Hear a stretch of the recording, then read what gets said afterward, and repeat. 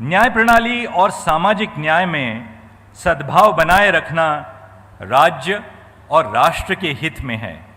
मुझे यहाँ आमंत्रित करने के लिए आप सबको मैं आपके चरण स्पर्श के रूप में धन्यवाद देता हूँ। मुझे आशा है कि आप मुझे रांची फिर लौट आने का अवसर देंगे। नमस्ते, जोहार।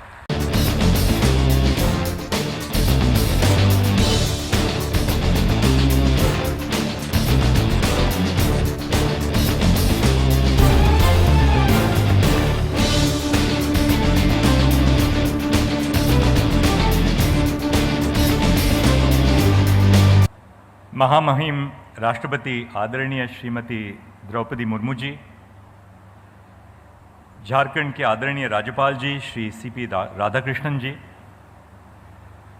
मुख्यमंत्री श्री हेमंत सोरेन जी, सर्वोच्च न्यायालय के मेरे वरिष्ठ सहयोगी श्री अनिरुद्ध बोस जी, केंद्रीय विधि और न्याय मंत्री श्री अर्जुन राम मेघवाल जी, झारखंड उच्च न्यायालय के मुख्य न्यायमूर्ति श्री संजय कुमार मिश्र, उच्च न्यायालय के आदरणीय न्यायाधीश, झारखंड उच्च न्यायालय के भूतपूर्व मुख्य न्यायाधीश और न्यायाधीशगण, विशिष्ट अतिथिगण, जिला एवं सत्र न्यायालयों में कार्यान्वित न्यायाधीशगण, आदरणीय अधिवक्ता भाइयों बहनों, झारखंड उच्च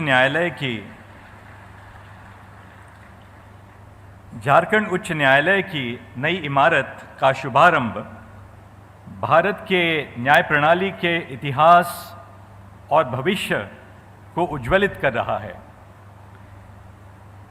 न्यायालयीन भवन के माध्यम से हम आज के अवसर पर सामाजिक न्याय एवं संवैधानिक मूल्यों का संरक्षण अपने आप को करने के लिए समर्पित करते हैं।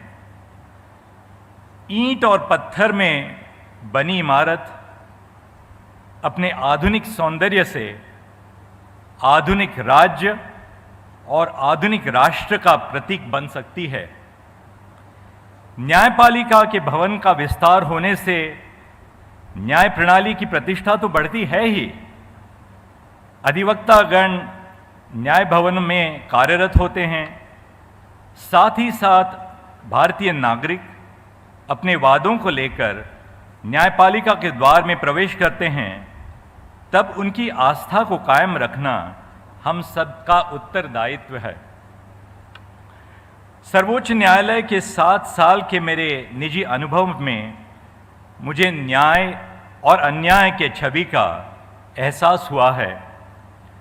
सजा होने के पहले हजारों नागरिक छोटे अपराधों के लिए कारागारों में बंदी रहते हैं, अक्सर महीनों या सालों तक। उनके पास न ही साधन है न ही साक्षरता। यदि न्याय प्रणाली में उनको न्याय शीघ्रता से मिल न पाए तो उनकी आस्था कैसे बने रहेगी? प्रिजम्पशन ऑफ इनोसेंस न्याय व्यवस्था का मूलभूत सिद्धांत है। उस सिद्धांत को जमानत के मामलों में प्रत्यक्ष रूप में हमें अपने सामने रखना चाहिए। गरीब विचाराधीन कैदी यानी अंडर ट्रायल की जमानत में विलंब होने से सामान्य नागरिक की आस्था कैसे दृढ़ रहेगी? जिला और सत्र न्यायालयों को सक्षम बनाना उच्च न्यायालय और सर्वोच्च न्यायालय का कर्तव्य है। मैं समझता हूं कि जिला न्यायालयों को हम सबऑर्डिनेट जुडिशरी की व्याख्या देते हैं तो उनको अधीनस्थ की भावना प्रदान करते हैं। इस माहौल में हमें सुधार लाना होगा। जिला न्यायालयों को जब बराबरी मिलेगी, समानता मिलेगी, तभी उनके कार्य में हम गरिमा और गौरव ला सकेंगे।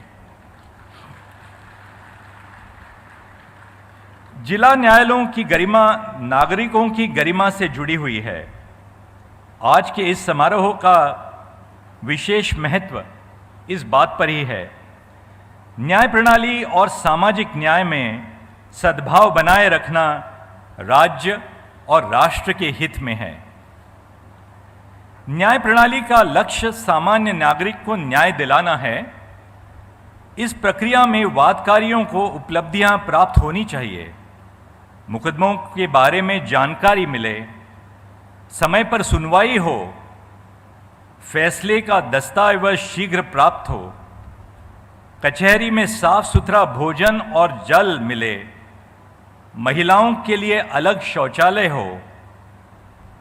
पर आज देश में कई कचहरियां ऐसे हैं, अनगिनत कचहरियां हैं जिनमें महिलाओं के लिए शौचालय भी नहीं है।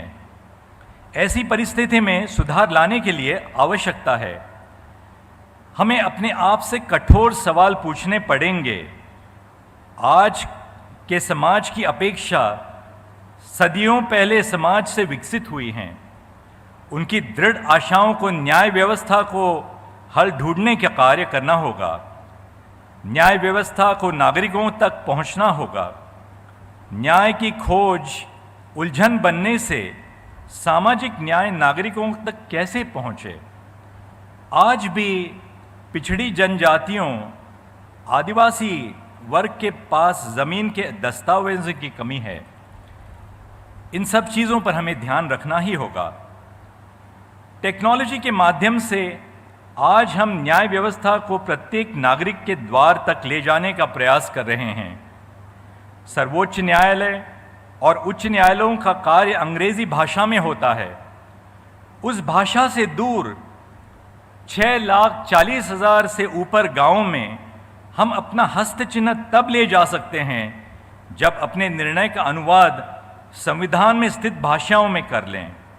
इस कार्य को आज आर्टिफिशियल इंटेलिजेंस के माध्यम से सर्वोच्च न्यायालय ने अपनाया है। उदाहरण तौर पे हिंदी भाषा में सर्वोच्च न्यायालय की 6,000 से ज़्यादा निर्णयों का अनुवाद हुआ है। सर्वोच्च न्यायालय के 34,000 निर्णय निःशुल्क ESCR में उपलब्ध आज हो गए हैं। इन पहलों को प्रोत्साहन देने के लिए मैं उच्च न्यायालयों में आशा रखता हूं। अदालत की कार्यवाही को लाइव स्ट्रीमिंग करने से अदालत के कार्य का प्रसारण देश के हर घर में ले जाना एक महत्वपूर्ण प्रकल्प है। ई-कोर्ट्स के फेज 3 में भारत सरकार ने 7,000 करोड़ रुपयों का अनुदान किया है।